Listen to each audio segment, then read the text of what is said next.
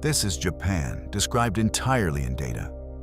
Not an argument, not a warning, not a lesson for somebody else. A portrait, where its people live and how many of them there are. What it grows, makes, digs up and sells. Where its energy comes from, what its government owes, what its society looks like from the inside. And at the end, where it stands against every other country on Earth, and where it sits in its own economic cycle. Every number you are about to see is read from our database, drawn from primary sources.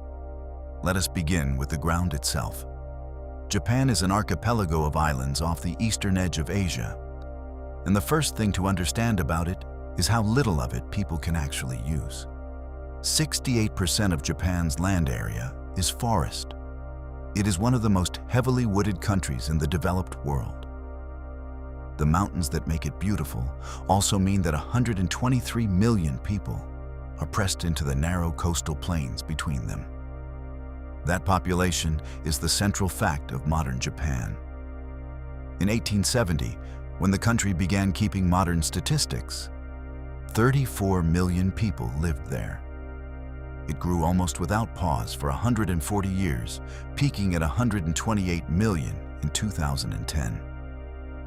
And then it turned. Japanese population growth ran as high as 2.2% a year in 1971. It crossed below zero in 2009 and has stayed there. The population is now shrinking by roughly 0.5% every year. The reason is visible in a single ratio. In 1960, for every 100 Japanese under the age of 20, there were 9 people over 70. Today there are 152. Japan now contains substantially more people over 70 than under 20. The first large society in history to be shaped like that. Births are the numerator that failed. Japan's birth rate has fallen from 9.5 per thousand people in the year 2000 to 5.7 today. At the other end of life, the news is entirely good.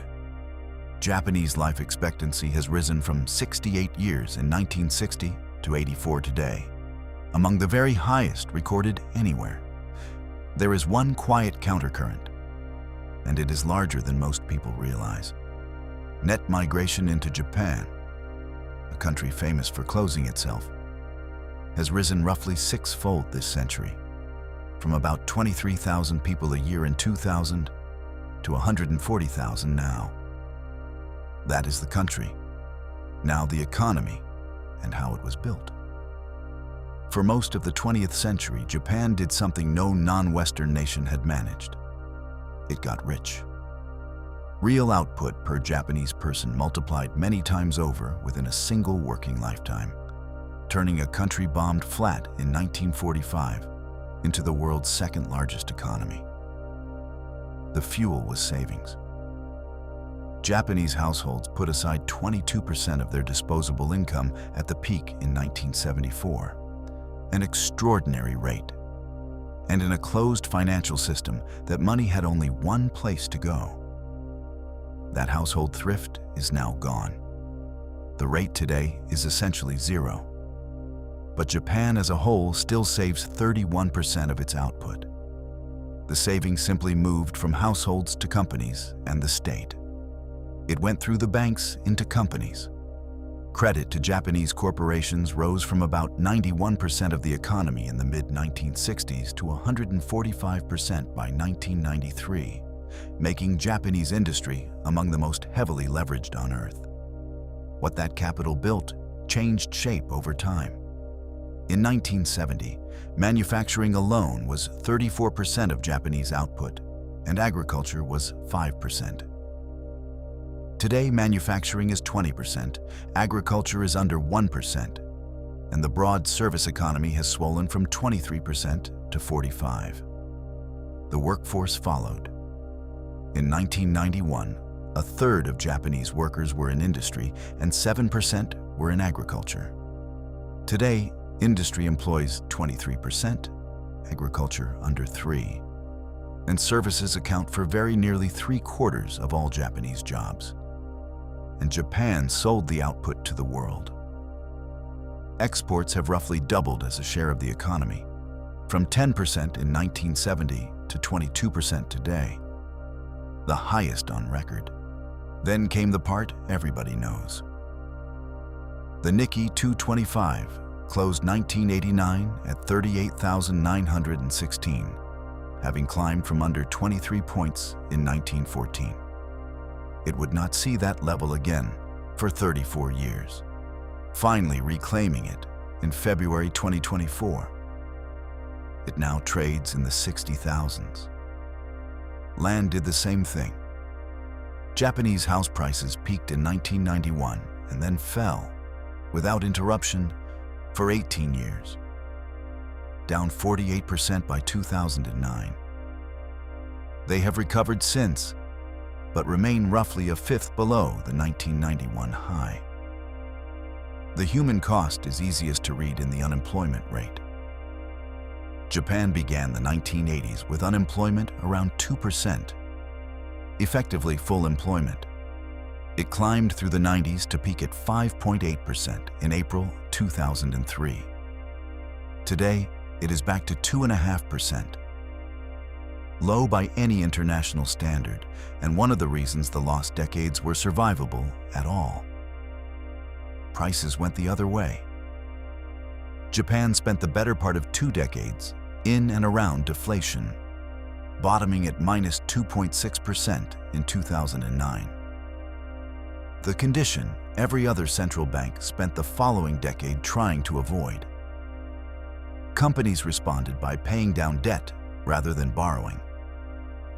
Private sector debt fell from 214% of the economy in 1994 to 175% today. 30 years of deleveraging. So what does Japan actually produce now? Less than it used to, in physical terms. Japanese industrial production peaked in February 2008 and has never regained it. It currently sits about 22% below that high. Productivity is the deeper issue.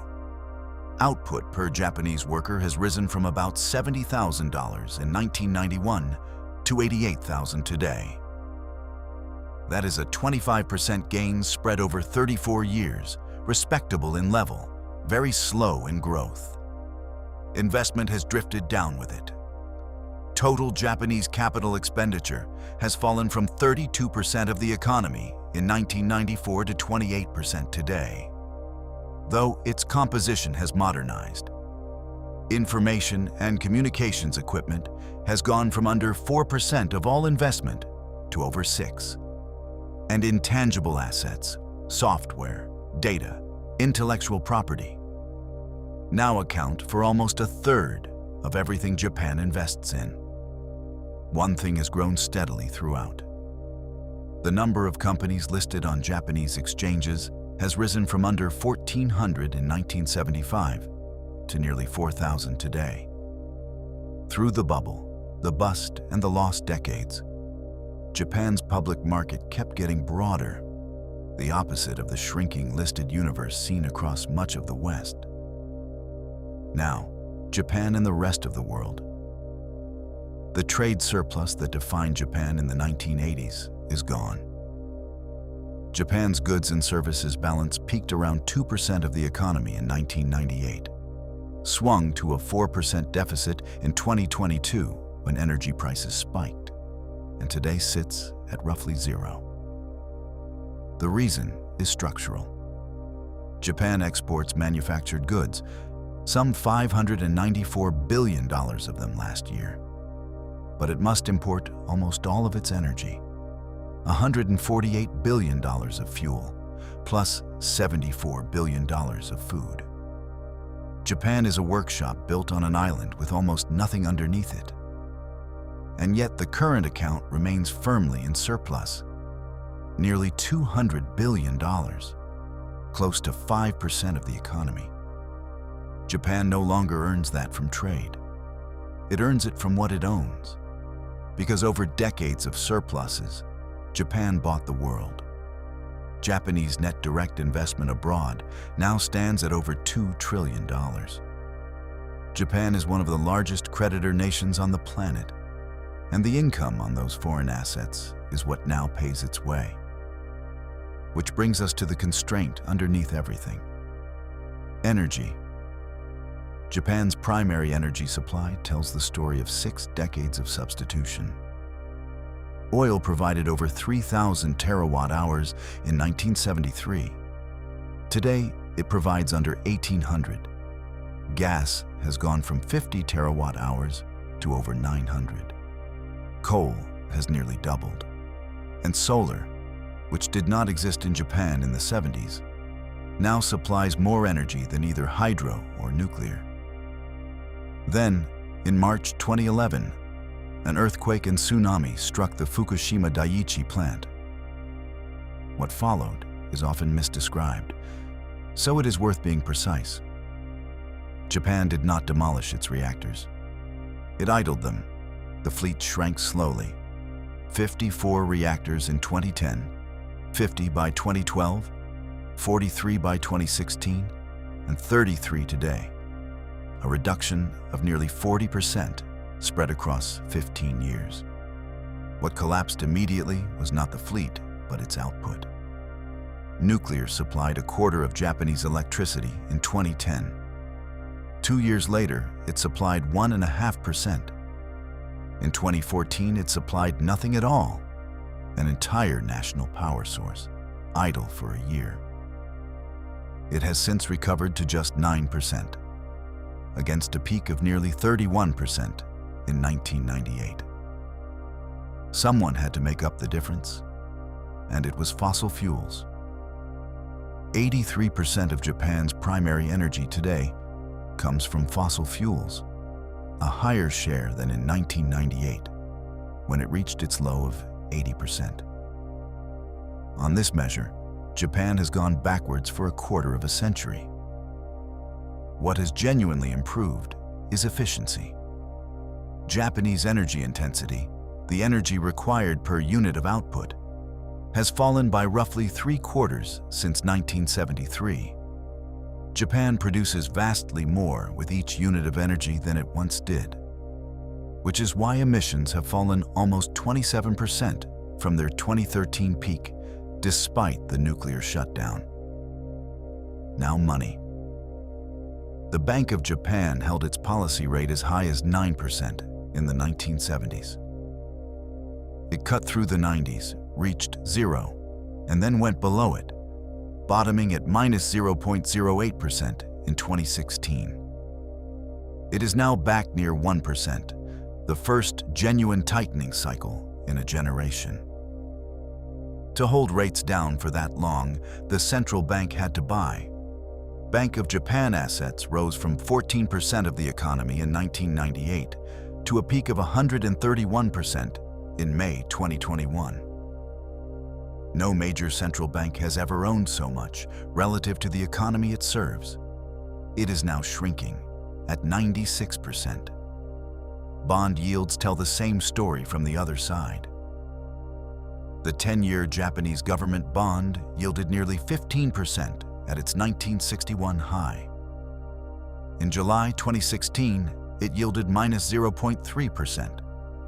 Today, it yields 2.8%, and the 30-year cites near 4, the highest in the history of that series. The currency absorbed the strain. The yen was pinned at 360 to the dollar under Bretton Woods, strengthened all the way to 76 by 2011, and has since fallen back to around 160. Measured against that currency, real assets have done what real assets do. Property, gold, and commodities have roughly doubled relative to Japanese financial assets since the 1989 peak. Now the state. Japanese public debt stands at 288% of the economy, the highest in the developed world. It is not the first time. In 1944, financing total war, it reached 247%. Japan escaped that debt in the most brutal way available. In 1945, Japanese consumer prices rose 976% in a single year. 5 years later, public debt was 17% of the economy. It was not repaid, it was inflated away, and every domestic bondholder was wiped out. Today's arithmetic is gentler but tightening. Interest now consumes about 11% of all government revenue, well below the 27% it reached in 1983, but rising on a debt several times larger. The budget itself is closer to balance than the debt figure suggests. Japanese general government spending runs at 39% of the economy against revenue of 38%. The deficit is not extreme. The stock is. And the fastest growing line is the one demographics dictate. Government health spending has risen from 6% of the economy in 2005 to nearly 8% today. That is the bill for the oldest population on Earth. And it only goes one way. Now, Japanese society. For all its problems, Japan remains one of the more equal rich countries.